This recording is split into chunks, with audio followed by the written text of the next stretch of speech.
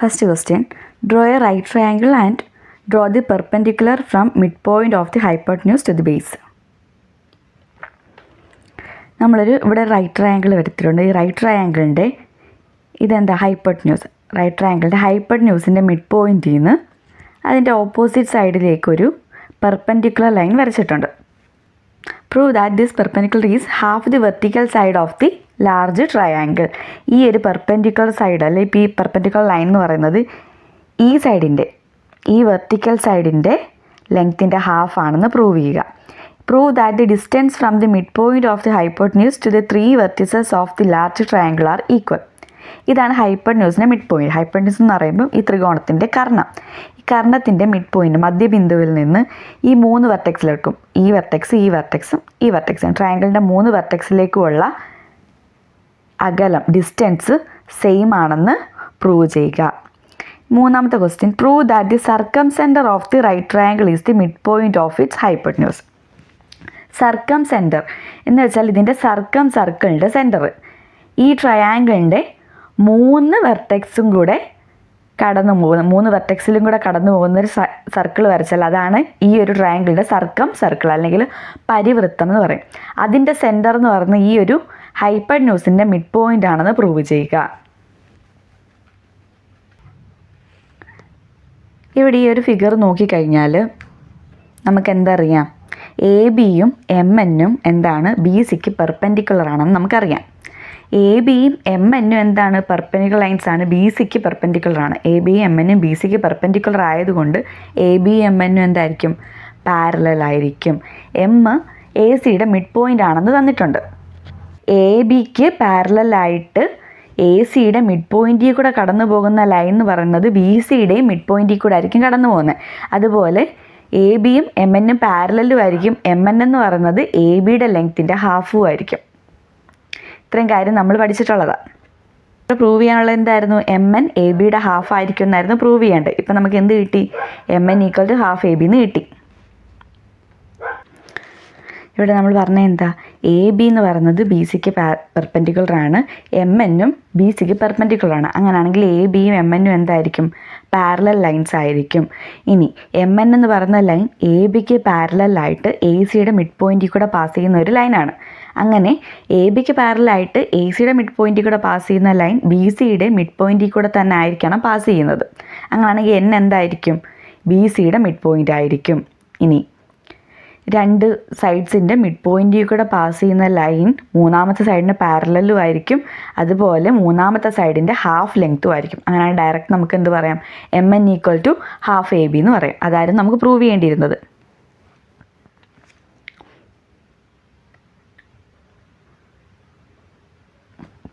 അടുത്ത ക്വസ്റ്റ്യൻ എന്താണ്, ഈ ഹൈപ്പോട്ടന്യൂസിൻ്റെ മിഡ് പോയിൻ്റ് അതായത് എം എന്നുള്ള പോയിന്റിൽ നിന്ന് എയിലോട്ടും ബിയിലോട്ടും സിയിലോട്ടുമുള്ള ഡിസ്റ്റൻസ് സെയിം ആണെന്നാണ് പ്രൂവ് ചെയ്യാനുള്ളത്. ഇവിടെ നമുക്ക് എം എന്താണ്, എ സിയുടെ മിഡ് പോയിൻ്റ് ആണ്. എ സിയുടെ മിഡ് പോയിൻ്റ് ആണെങ്കിൽ ഡയറക്റ്റ് നമുക്ക് എന്ത് എഴുതാം, M A equal to M C എന്ന് എഴുതാം. ഇനി നമുക്ക് എന്തുകൂടെ പ്രൂവ് ചെയ്താൽ മതി, ഈ എം ബിയും കൂടെ എം എക്ക് എം സിക്ക് ഈക്വൽ ആണെന്ന് പ്രൂവ് ചെയ്താൽ മതി. എൻ എന്ന് പറയുന്നത് ബി സിയുടെ മിഡ് പോയിൻ്റ് ആണെന്ന് അറിയാം. അങ്ങനെയാണെങ്കിൽ ബി എന്നും എൻ സിയും എന്തായിരിക്കും, ഈക്വൽ ആയിരിക്കും. അതുപോലെ എം എന്ന് പറയുന്നത് എന്താണ്, ബി സിക്ക് പെർപെൻഡിക്കുലർ ആണെന്ന് നമ്മൾ കണ്ടു. അങ്ങനെയാണെങ്കിൽ എം എന്ന് പറഞ്ഞ ലൈൻ എന്തായിരിക്കും, ബി സിയുടെ പെർപെൻഡിക്കുലർ ബൈസെക്ടർ ആയിരിക്കും. ഒരു ലൈനിൻ്റെ പെർപെൻഡിക്കുലർ ബൈസെക്ടറിൽ ഒരു പോയിൻ്റ് എടുത്താൽ, ഒരു ലൈനിൻ്റെ പെർപെൻഡിക്കുലർ ബൈസെക്ടറിൽ ഏതൊരു പോയിൻ്റ് എടുത്താലും ആ പോയിന്റിൽ നിന്ന് ഈ ലൈനിൻ്റെ 2 എൻഡിലോട്ടുള്ള ഡിസ്റ്റൻസ് എന്തായിരിക്കും, സെയിം ആയിരിക്കും. എന്താണ്, ഒരു ലൈനിൻ്റെ പെർപെൻഡിക്കുലർ ബൈസെക്ടറിൽ ഏതൊരു പോയിൻ്റ് എടുത്താലും ആ പോയിന്റിൽ നിന്ന് ഈ ലൈനിൻ്റെ 2 എൻഡിലോട്ടുള്ള ഡിസ്റ്റൻസ് എന്തായിരിക്കും, സെയിം ആയിരിക്കും. അങ്ങനെയാണ് നമുക്ക് എന്ത് എഴുതാം, എം എന്ന് പറയുന്നത് എന്താണ്, ബി സിയുടെ പെർപെൻഡിക്കുലർ ബൈസെക്ടറിൽ ഒരു പോയിൻ്റാണ്. അങ്ങനെയാണെങ്കിൽ ബിയിൽ നിന്ന് എമ്മിലോട്ടുള്ള ഡിസ്റ്റൻസും സിയിൽ നിന്ന് എമ്മിലോട്ടുള്ള ഡിസ്റ്റൻസും എന്തായിരിക്കും, സെയിം ആയിരിക്കും. നമുക്ക് എന്ത് എഴുതാം, B M equal to M C എന്ന് എഴുതാം. അല്ലെങ്കിൽ M B equal to M C. നമുക്ക് എന്തറിയാം, എ എമ്മും അല്ലെങ്കിൽ എം എയും എം സിയും ഈക്വൽ ആണെന്നറിയാം. ഇവിടെ ഇപ്പം നമുക്ക് ബി എമ്മും എം സിയും ഈക്വലായിട്ട് കിട്ടി. അങ്ങനെയാണ് നമുക്ക് എന്ത് എഴുതാം, ഈ M A equal to M B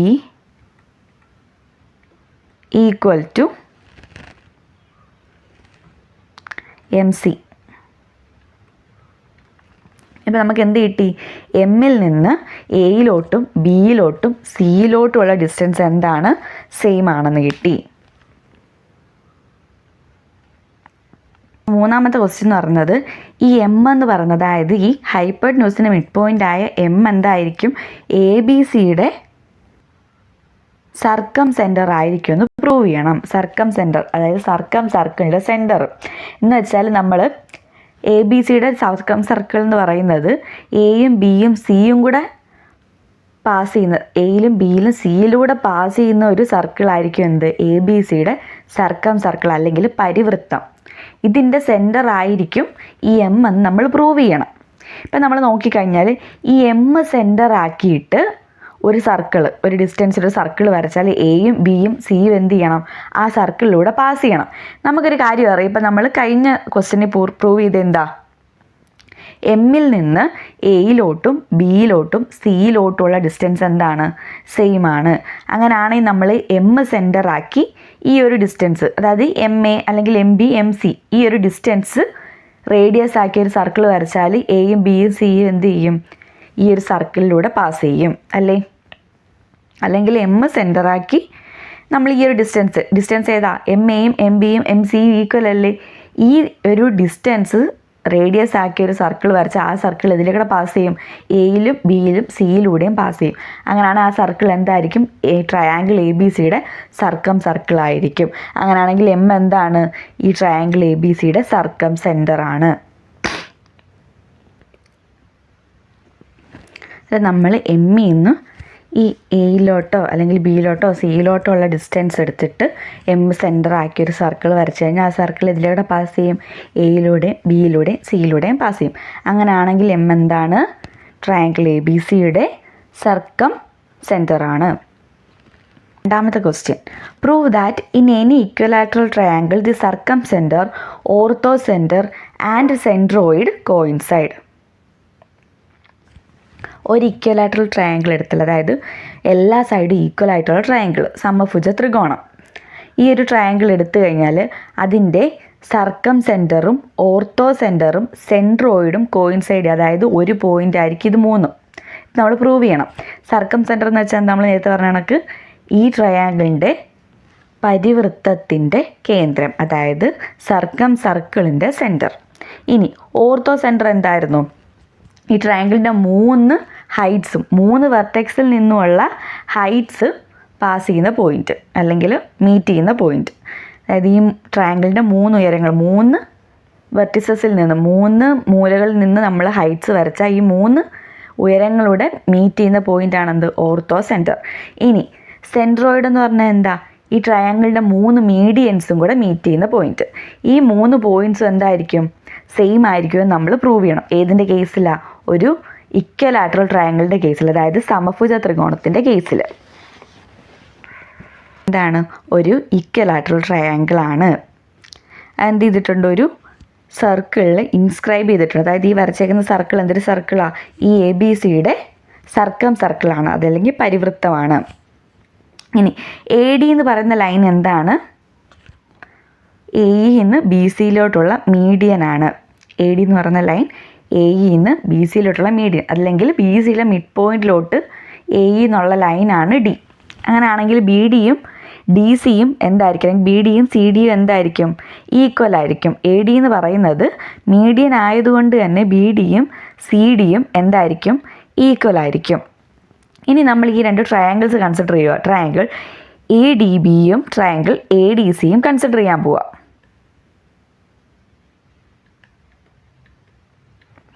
ഈ 2 ട്രയാങ്കിൾസ് കൺസിഡർ ചെയ്യുമ്പം ബി ഡിയും സി ഡിയും എന്താണ്? ഈക്വൽ ആണ്. എ ഡി എന്ന് പറയുന്നത് എന്താണ്? ഒരു കോമൺ സൈഡാണ്. ഇനി എ ബിയും എ സിയും എന്താണ്? ഈക്വൽ ആണ്. കാരണം എ ബി എ സിയും ബി സിയും ഒക്കെ ഈക്വലാണ്. കാരണം ഇതൊരു ഇക്വലാറ്ററൽ ട്രയാങ്കിളാണ്. 3 സൈഡ്സ് ഈക്വൽ ആയിരിക്കും. അത് ഏതൊക്കെ എഴുതാം നമുക്ക്? A B equal to A C ആണ്, B D equal to C D ആണ്, അതുപോലെ A D equal to A D ആണ്. എ ഡി എന്ന് പറയുന്നത് എന്താണ്? ഒരു കോമൺ സൈഡാണ്. ഈ 3 സൈഡ്സ് ഈക്വൽ ആയതുകൊണ്ട് ഈ 2 ട്രയാങ്കിൾസ് എന്തായിരിക്കും? ഈക്വൽ ആയിരിക്കും. Triangle A D B, triangle B D C എന്താണ്? ഈക്വൽ ട്രയാങ്കിൾസ് അല്ലെങ്കിൽ തുല്യ ത്രികോണങ്ങളാണ്. നമുക്കറിയാം ഈ തുല്യ ത്രികോണങ്ങളുടെ അല്ലെങ്കിൽ ഈക്വൽ ട്രയാങ്കിൾസിൻ്റെ ഈക്വൽ സൈഡ്സിന് ഓപ്പോസിറ്റുള്ള ആംഗിൾസ് എന്തായിരിക്കും? ഈക്വൽ ആയിരിക്കും. ഇവിടെ എ ബിയും എ സി ഈക്വൽ അല്ലേ? ഈ എ ബിയുടെയും എ സിയുടെ ഓപ്പോസിറ്റ് ആംഗിൾസ് ഏതൊക്കെയാണ്? ആംഗിൾ എ ഡി ബിയും ആംഗിൾ എ ഡി സിയും. ഈ ആംഗിൾ എ ഡി ബിയും ആംഗിൾ എ ഡി സിയും എന്തായിരിക്കും? ഈക്വൽ ആയിരിക്കും.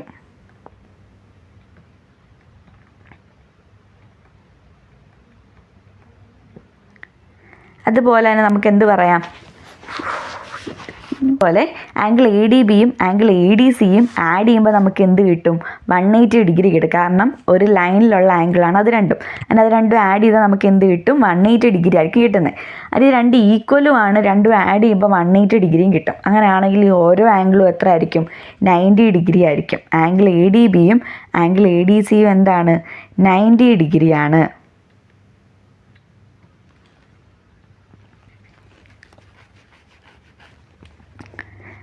അത് നമുക്ക് എന്ത് പറയാൻ പറ്റും? ക്ലിയർലി നമുക്ക് എന്ത് പറയാൻ പറ്റും? എ ഡി എന്ന് പറയുന്നത് എന്താണ്? ബി സിക്ക് പെർപെൻഡിക്കുലർ ആണ്. എ ഡി എന്താണ്? ബി സിക്ക് പെർപെൻഡിക്കുലർ ആണ്.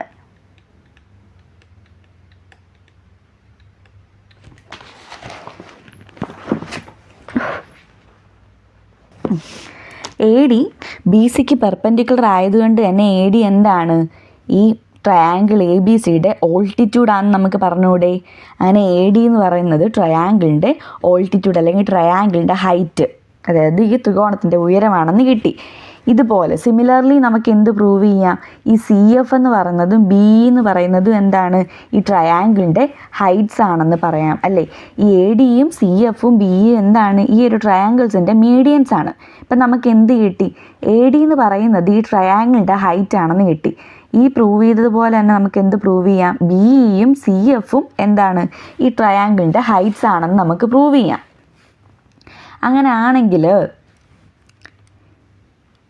ഈ മീഡിയൻസ് മീറ്റ് ചെയ്യുന്ന പോയിന്റ് തന്നെയല്ലേ ഈ ട്രയാങ്കിൾസിൻ്റെ ഹൈറ്റ് മീറ്റ് ചെയ്യുന്ന പോയിന്റ് അല്ലേ? അങ്ങനെയാണ് നമുക്ക് എന്ത് പറയാം? ഈ 3 ലൈൻസ് മീറ്റ് ചെയ്യുന്ന പോയിന്റ് ആണെന്ത്? ഈ ഒരു ട്രയാങ്കിളിൻ്റെ സർക്കം സെൻറ്ററും ഓർത്തോ സെൻറ്ററും സെൻട്രോയിഡും. അത് നമുക്ക് എന്ത് പറയാം? ഒരു ഇക്വലാറ്ററൽ ട്രയാങ്കിളിൻ്റെ ഓർത്തോ സെൻറ്ററും സർക്കം സെൻറ്ററും സെൻട്രോയിഡും എന്ത് ചെയ്യും? കോയിൻസൈഡ് ചെയ്യും. അല്ലെങ്കിൽ ഇത് മൂന്നും എന്തായിരിക്കും? ഒരു പോയിന്റ് ആയിരിക്കും.